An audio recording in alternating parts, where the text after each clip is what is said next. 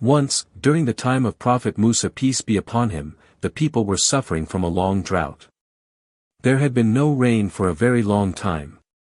The rivers were drying, the crops were dying, and people were thirsty and desperate.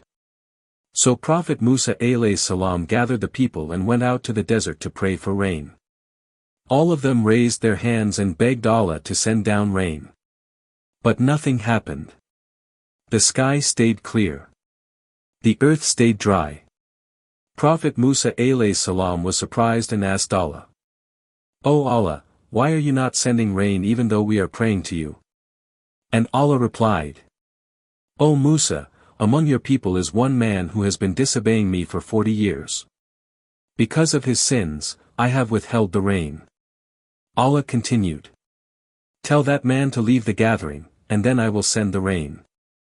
So Prophet Musa alayhi salam stood up and called out to the people, "O sinner, whoever you are, come forward and leave the gathering so that Allah may have mercy on us and send rain." But no one came forward. Then something amazing happened. The man who had sinned for 40 years realized it was him. He looked around, but he was too ashamed to come forward.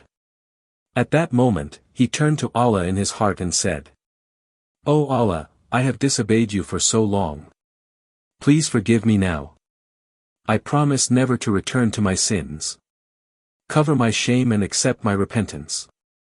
He made a sincere tawbah, crying silently, standing where he was. And then, the rain began to fall. The sky became cloudy, and rain poured down over the dry land.